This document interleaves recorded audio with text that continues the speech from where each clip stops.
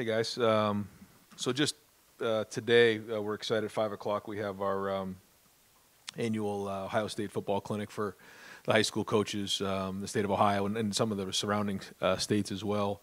And we're excited about it. We think it's going to be great. Really excited that our staff will be there speaking, and then also tonight we'll have Bob Stoops come in and speak to everybody here. Certainly has a great history and his family of Ohio football. So. Very, very excited and appreciative for him to come and speak to everybody tonight. And then tomorrow, again, a lot of our coaches will be speaking. Eddie George will be speaking. Zach Taylor from the Cincinnati Bengals. And so we'll be recognizing a few people as well.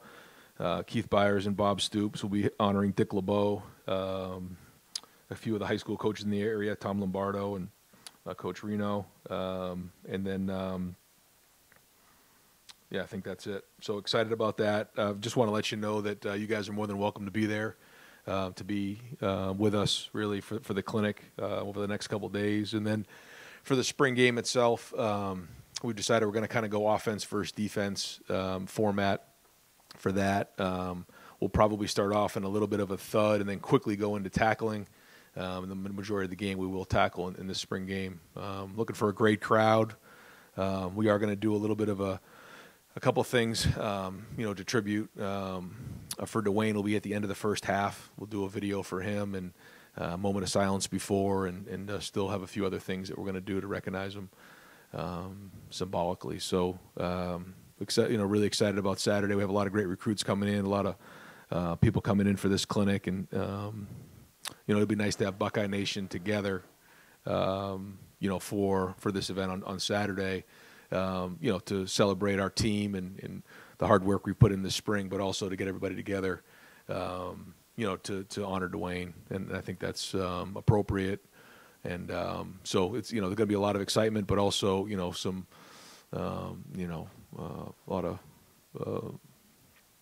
moments in the day that'll be deep thoughts based on, just our memories with Dwayne and playing in that stadium. Excited about the weekend, and any questions you guys have, we'll take. Hey Ryan, I'm curious, after the spring game ends, I'm curious about what you would want to see from Jim Knowles' defense. Kind of what's the expectation? What do you want to learn based on kind of like this in-game? Yeah, he's not going to do a whole lot of his stuff in this game. He's going to play. It's going to be about fundamentals and running around to the football and playing hard. I mean. We've seen throughout these first 13 practices, just the multiple looks and the confidence and how well these guys play and just how decisive they are out there. And I think that's been done. Now, get an opportunity to go play in the shoe and in front of a big crowd. It'll be very, very basic, but it's good for our guys to get in front of the crowd and play and have some fun and see some of the best players in the country. And a lot of the kind of conversation has been about how he's installing nearly everything on his defense, and I'm curious about what you've seen. Have you seen this kind of done before? Is this kind of normal, or is this kind of like, just the fact that he wants to get everything on film? What's your opinion on that? How do you kind of respond to that, and do you feel like it's going to work, or is it working type thing? Well, I think with our players, one thing that Jim would probably tell you is that he's been impressed with how professional they've been in terms of their preparation, being able to handle high levels of information. And because of that, you're able to put a bunch of cut-ups together for the next couple of months to watch on film. And that's the idea. First off, you got to get fundamentally better, but when you're installing an offense or a defense, you want to try to get some of that stuff on film so you can teach off of the film over the next few months as you head into August. And so I think they've done that. I think they've put a bunch of that on film, and I think, we've all been impressed with how much they've been able to handle in the volume while still playing with really good fundamentals. Right next door, Dan Holt, Lebanon Warriors. Ryan, Kai Stokes, Caden Curry were the first two freshmen to lose their black stripes. Just what have you seen that's impressed you from those two guys? Caden plays with a high motor. He's a really good football player. Plays a lot bigger than he is. They're really intelligent, quick twitch. I think he's going to be a heck of a football player. Kai Stokes, the first thing you notice is his smile and his attitude every day is just excellent. It's just contagious. I mean, he's constantly just have, a lot of energy. But on the field, athletically, he's got a really high ceiling. His movement is excellent, his range, his ability to change direction, his ball skills, covering skills. Kind of see, he's tackled a little bit here, but we'll see how he tackles in the game. But so far, so good with those guys. For those young guys in particular, how important is the spring game in terms of an evaluation tool to see how they perform in that setting? I mean, you know what you see in practice, and typically, early on they get a little nervous in the first time out there, but they settle back into their training, and that's what we always say. You always revert back to your training, and when you're in environments like that with high stress. But it's rare that all of a sudden you get into the stadium and you start to see something that's completely different. That's happened before. Some guys struggle with that, and we try to help. But for the most part, they're going to go back to how they are training themselves during practice. When you put it out in the field. And we're calling it, we call that competitive excellence. So once you get out there, you're really able to do it. And the more you do it, the more confidence you can have when you're out there. And so, I expect these guys to play with a lot of confidence out there and enjoy the day. Second row left, Stephen Means, Cleveland.com. Given that you only have 3 healthy scholarship running backs this spring, was there any hesitancy with tackling? Just given Yeah, and Caden Saunders is there as well, so we do have 4. And, we did some tackling, but we also, there's a fine balance there. But, I think it's the right thing to do to tackle in this game and play the game. And, we still have a lot of young guys that need to go out there and play football. So we're going to do that. Early on, we'll have a few plays and, a couple series where we'll thud, but then we'll quickly get to that tackle. And CJ and Jackson kind of speak for themselves and just keep improving. But offensively, are there guys you want to see something from in the spring game that lets you know that they're kind of ready to take that next step? Who aren't those? And even throw Travion in there outside of those 3. I think it's just good to get out there and play and just see what we got. I think that we're building depth. I think that there's guys who are going to have to step up when you lose, 2 first-rounders on the perimeter like that. That's significant when you lose. Nick Petit-Ferrer and Thayer Munford. Those are big, 4 guys that you got to replace. Jeremy Ruckert at tight end. So, there's 5. That's about half the offense that you got to replace. But I think the guys who have, had the opportunity to step into those roles have done a nice job. And I just think this is just the next step in the journey. And then once we get to that first practice in August, that's practice 16. But anytime you go out there and play the game, it's an opportunity for an evaluation. Devin and Kyle, in the background, is there the way you want to split their reps up, or is it just Kyle's with the 2s and Devin gets the 3s? Yeah, that's probably how we'll play it. But CJ won't play the whole game with the 1s either. He'll play for sure, but we'll quickly start to roll those other guys and try to make it as equal as we can, just rolling them and trying to get as many reps as possible. And the more reps they get under their belt, the better, especially in the stadium. Front row middle, Gabe Biddle, 24/7. Hi, Ryan. What has pleased you the most this spring? And on the flip side, what concerns you the most at this stage? Well, I think the depth of the O-line is a little bit of a concern. I think that, a little bit of the depth at safety is a concern. I've been pleased with, the starters in terms of the offensive line and some of the play there. But we still have a little bit of work to do there. I've been pleased with the defensive line and the depth that we have there. Some of the corners who have been competing every day in practice have gotten better and better. I think that they've been really doing a great job. I've been very impressed with Tommy Eichenberg. I think he's really had a really good spring, playing fast, really decisive. I'll forget some guys and somebody will be upset with me, but there's been some really good play across the board. And, we went through the entire roster yesterday and kind of talked and evaluated them as a staff, and there's been a lot of guys who have improved. So across the board, we're in a much different place than we were last year just with our experience. And that combined with, the new scheme on defense, it's been a good spring. It's been exciting. It's been a challenge. And, guys are at different levels of their development. And then we're going to get a new group of guys that come in here in the summer. 3 of them are offensive linemen, and those guys are going to have to come in and, get going fast because we're going to have to continue to build that depth because, you try to find 5, then you try to find 6, then you try to find 7. We got to find at least 8 or 9 that we feel good about putting in the game, which we did last year. We had that depth, and we were able to roll guys, and really we've had that for a couple of years when you think back. I don't know if we have that right now coming out of the spring, and that's a little bit of a concern.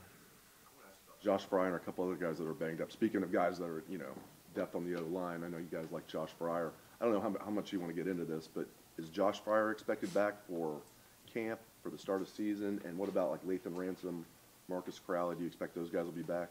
Yeah, we expect Lathan and Josh to be back this summer and ready to roll. Marcus is still, we haven't really got into the details of that, and I got to check with Marcus and figure out where we're at with that. But that'll be a little bit more of a long-term deal, and so we'll probably get more information out to you on that next time I get up here. I haven't thought of that, but we haven't talked about that publicly. But his will be a little bit more of a long-term deal. Yep. Mm-hmm. Front row middle. Bill Rabinowitz, Columbus Dispatch. Yeah, Ryan, why are you going to go with a format of offense versus defense instead of the Scarlet Gray drafting thing? Yeah, because I think that we are a little light in the O-line, and so I think in order to keep it where we can roll guys in the depth and not running guys across the field and being more organized, I think this is a better way to control who's in the game. Also, it allows us to have a couple where we're going to do some thud and not tackle early in the game. And although it's not going to be scarlet and gray, we're still going to get just as many reps. But it allows us to, mix and match guys and have guys play for the offense and defense, where if it was scarlet and gray, we would need them to play on both sides of the ball. It just becomes logistically a little harder to manage. And we talked to Josh Proctor last week, I guess it was, and he said he's ahead of schedule. Where do you see that, and what have you seen from him? I'm assuming he's not going to play in the spring, right? Yeah, I think he'll probably do some of the stuff early on, but he won't be tackling. Could you update his progress and what you've seen from him? I think physically he's getting there. Learning the defense mentally, and just there's a lot going on there. And if you're not getting those reps, like he wasn't the first really half of spring, you kind of playing catch up, which he's doing a little bit. I mean, you obviously know his ability, but he's going to have to be able to handle the amount of defense that we have in. And so because he missed the first half, he's still catching up a little bit there. But I know the coaches and he'll work really hard over the next couple months to catch up.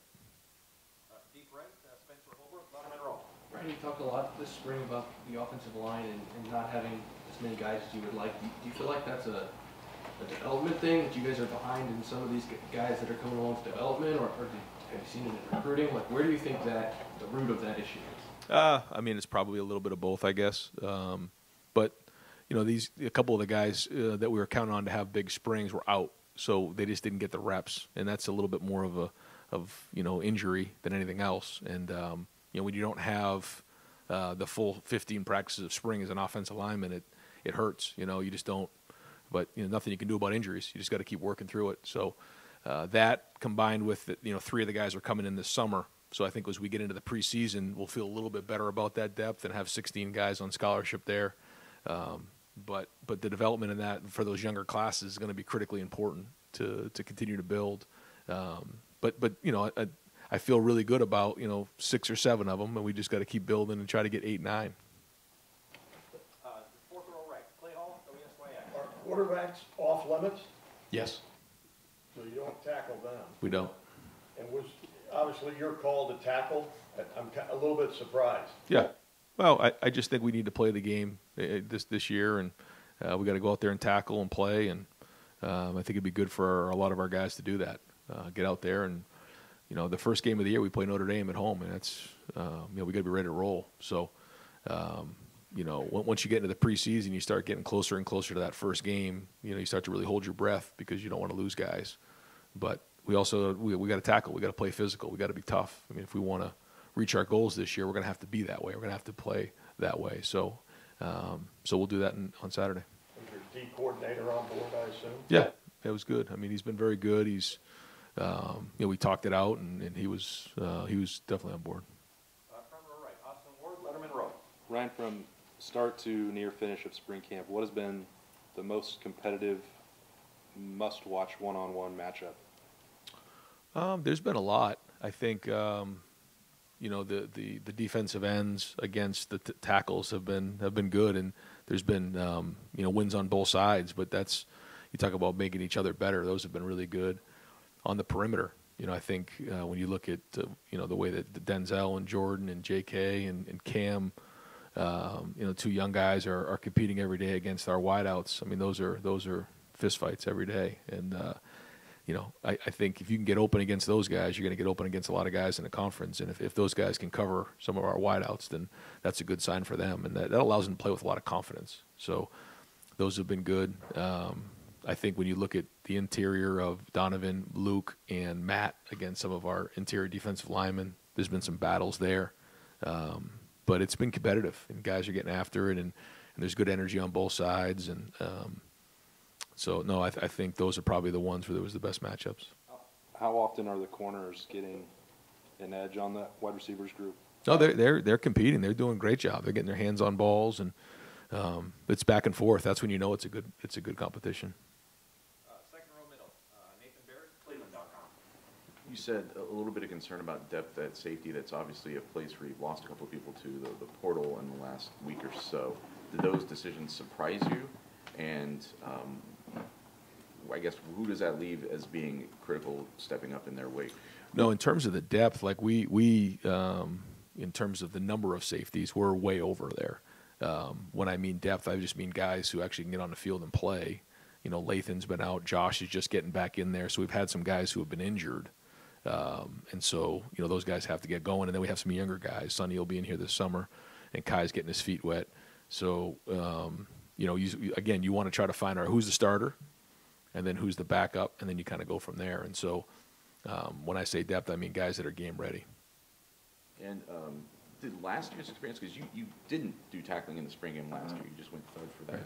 Did that experience and then what happened with the defense in the fall affect your decision to go more tackling this year? No, I don't think so. I think it's just, year in and year out, you look at your team and you try to figure out who needs to get tackled, who needs to play, who needs to get a feel for playing in the stadium. And then also it's your depth. How many guys do you have that you feel like you can, you don't want to get, when you get into a situation where you can't get enough guys on the field. And so I think we're at a decent point right now where we can go out and scrimmage and tackle. I think it's important. It changes a little bit in terms of the way you play, the angles you take, the speed you play with. And I think it's good for our guys to do that. It's going to be healthy. Front row right, Joey Kaufman, Columbus Dispatch. Ryan, what would you like to see Kyle McCord and Devin Brown get out of this game, and especially the chance to get some work with the first team? Yeah, to just make the routine plays routinely and run the offense. You don't have to do anything extraordinary. We're not going to see a lot of crazy blitzes or anything like that. It's not going to be a challenge schematically. It's just going to be a matter of getting the snap, making the right read, delivering the football, handing the ball off, reading the right guy, and just managing the game. And being able to do that or not, locate the football, make the right reads. In that type of environment, where you got, probably more than half of the whole stadium filled, and it's going to feel like a game. And so you get an opportunity to see how they do with live bullets going on. Now they're not getting tackled, but still you get a feel for who's moving the offense. And you don't need to do much more than just make the routine plays routinely, especially with the players that we have. And Ronnie Hickman's a guy who's played a little more free safety this spring. What have you thought of him in that role? I think Ronnie, first off, he's an excellent tackler, and he just has a good feel for the game. He's totally bought into what's going on. I think his relationship with Perry's excellent. I think he really loves the defense that we're running. You really feel him out there in practice every day, and I think if he continues to build over the next couple of months, he's got a chance to have a big year. Right next door, Tim May, Letterman Row. Yeah, Ryan, is the quarterback situation now stacked almost ideally, where you've got a guy that was a Heisman finalist last year, you've got a guy who started and won a game last year, and then you got the newcomer kid coming along and this talented, et cetera. I know you'd like to have one more guy in that room probably from a scholarship standpoint, but right. How has that shown up, I guess, in spring? Is that almost an ideal stacking? I mean, in today's day and age, I think it's pretty healthy.